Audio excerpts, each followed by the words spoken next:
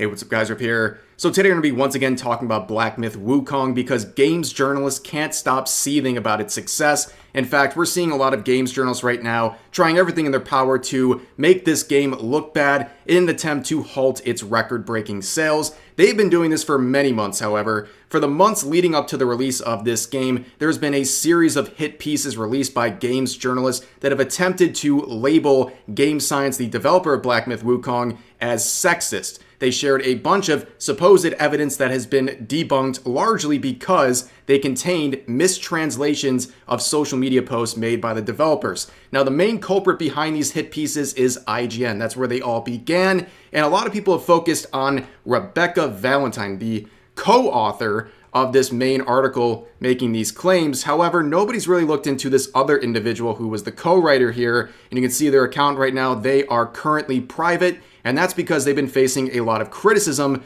for tweets, starting with this one right here.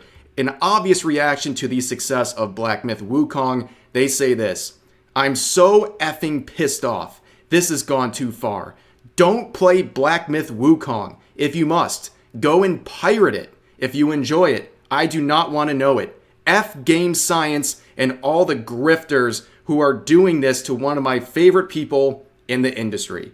So once again, the unprofessionalism of these games journalists is insane. Now, if a random YouTuber or content creator was saying stuff like this, like encouraging people to pirate a game, a lot of people, number one, wouldn't have an issue with it, but also maybe would even say that's a based opinion in some cases. But here with a games journalist, there is no way you should be encouraging people to pirate games because it hurts the bottom line of the companies you're working with. Why would Black Myth Wukong or any of these other games want to work with someone who is going to encourage people to do a practice that's going to hurt their bottom line? That is a terrible idea. Why would any of them want to hire someone like this or anyone affiliated with a person like this? And on top of it, you can just see how mad they are about this whole thing. They are quite literally allowing this game and its success to break their mind.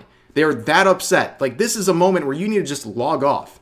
If you don't want to see people talking about Black Myth Wukong, then get off of social media for a bit. Like, this is pretty unhinged.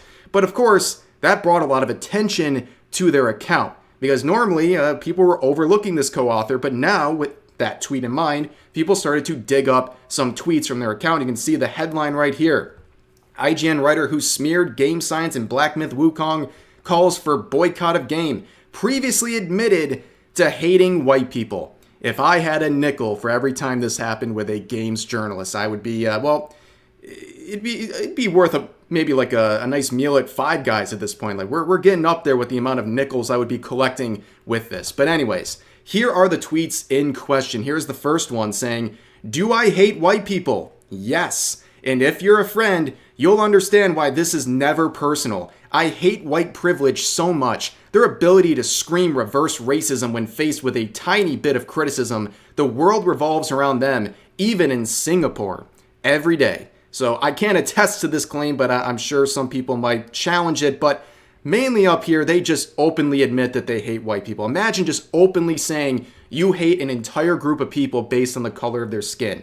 Now, we see a very similar claim that we saw with the Bully Girls, those VTubers we talked about a couple days ago, where they made some racist comments against white people. This person's trying to basically give this idea that there's some sort of generational trauma or something that is the excuse for what they're saying, where I don't think that's an excuse at all. Racism is racism. And they even admit here, a journalist first here, was something I've never seen. They seem to imply that racism does exist against white people, which I've never seen a journalist even imply that could exist.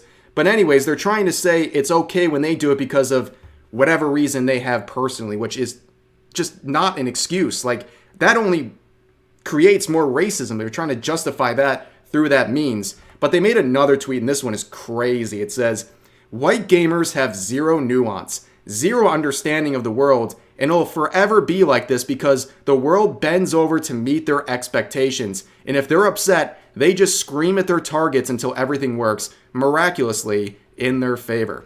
So number one, beginning with this claim that white gamers have zero nuance, first of all, crazy thing to say about a race of people, but also this is pretty disparaging to a lot of your colleagues, okay? I know at IGN and a lot of other games journalism networks, they have a lot of people who review games who are white. So are you saying they're not as qualified because of that? That seems really unfair to people you work with in your industry.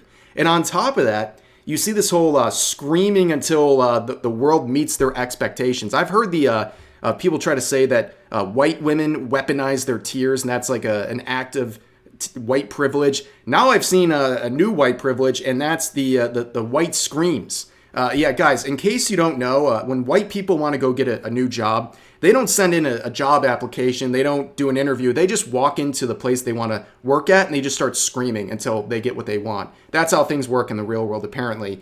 But anyways, yeah, so bad looks here, and a lot of people are quite validly upset about these tweets and criticizing this person who now dragged themselves into the center of attention. But now let's go back to Rebekah Valentine here. So I believe she's been off of Twitter for a couple of months, largely due to the criticism surrounding her hit pieces on Black Myth Wukong and their development team. You can see they're no longer on Twitter, but they are active in other places. So you can see this headline as well. Reset era users get depressed after Black Myth Wukong breaks concurrent player number records. So that would include Rebekah Valentine, but yes, people on Reset Era are very upset about this game. And if you don't know what Reset Era is, it's a very left-leaning gaming forum. And basically, when I say very left-leaning, I'm pretty much saying if you're anything to the right of Karl Marx, you're going to get banned, okay? But here is a screenshot showing a lot, okay? At the beginning, you see people saying, depressing that a game made by such horrible devs gets rewarded. Just genuinely sad. Hate when assholes are rewarded. I'll echo others that it really sucks to see stuff like that. Blatant misogyny being rewarded on the biggest scale. And also, can't stop anyone from playing the game and posting about it. I just wish people would take time to read about the developers before gleefully claiming this is a success story. Where then you see this user, Duck Valentine, a verified reporter at IGN, making a response and also shilling her own articles in this forum. Here's one part she says right here. So, I really would like to encourage folks to read my and Ki-hoon's article from October, which is linked elsewhere in the thread. Not just skim or read summaries, but really read it. I think a lot of what's happened since we published it has gone on to prove the point of the article. It's not that the game itself is sexist. It seems fine from what I've heard, though, but I haven't played it, so I can't fully say. It's not even that the whole studio is toxic. I have no idea. It's a deep dive into toxic community that has sprung up around the game due to the ways its founders engaged online and how that community has spiraled out of control ever since. For all the weirdos online claiming our article was Google translated completely untrue or debunked which part was untrue, lol, everyone has really just gone on to prove over and over again that Black Myth Wukong's online community is infested with sexism and its developers at best don't care, and at worst, think it's great. So here they claim they know what the developers think. Meanwhile, they also said they don't know what's going on in the office because they haven't been there. Very interesting. And also, I would love to hear what people like Valentine have to say about the tweets that their co-writer made. Are they fostering a community of racism? So if you're going to claim that about Black Myth Wukong, why isn't your co-writer held to the same standard? But anyway, she continues on and says this.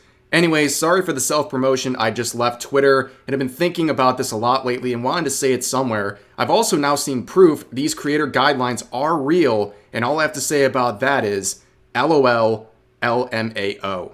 So yeah, she's referring to the creator guidelines that were made for reviews of the game where they basically said don't add in unnecessary political stuff, which gamers are happy about, but games journalists are very upset about. Shows the disconnect between the two. But anyways, a lot of talk about IGN here. Well, they're not really off the hook because in a few days, we're getting the release of Ubisoft's Star Wars Outlaws. This is a game that has been talked about a lot and largely disliked. A lot of people have seen the early looks provided by IGN, by the way, and they said this gameplay just looks really bad. Look at the like-dislike ratio on some of these previews. It's really bad. However, the reviews are starting. They got the early access, and they're giving reviews. And what did IGN give Star Wars Outlaws? Well, they gave it a 7 out of 10. A pretty solid score. So the brief summary of the review goes like this.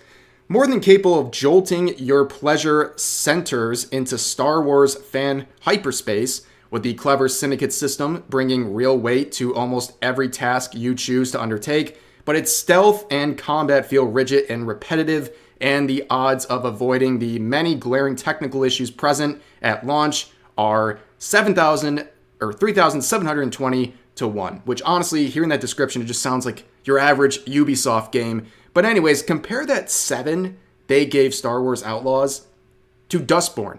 Just recently, only days ago, they gave a 7 out of 10 to Dustborn, which we all know, I talked about this in a video a few days ago, was a massive flop. This is a clown fiesta of a game. Everyone's making fun of it. It's ridiculous. They are struggling to get double digits of in-game player counts right now. It's that bad. And also consider that 7 out of 10 from IGN when you look at the score for Black Myth Wukong. They gave an 8 out of 10. Obviously, this is just 1 point higher than their score for Star Wars Outlaws, which means they must be pretty comparatively good in terms of quality, but overall, the scores from IGN are quite unreliable, not just because a lot of people think that they're not great reviews, but also they seem to be very inconsistent because they have so many different reviewers providing their scores that it's kind of hard to determine what one reviewer's 8 means and another reviewer's 8 means, and they have so many reviews coming out that it's hard to really keep track of anything. Like, their standards are all over the place because they have so many moving parts and it gets confusing. But at the end of the day, we're going to have to sit back and wait and see if IGN is correct about Star Wars Outlaws and how people, mainly gamers, are going to be reacting to this game when it releases in a very short time. But that's going to do it for this video. I hope you guys enjoyed. As always, feel free to share your thoughts about today's topics in the comments section down below, and I'll see you guys next time.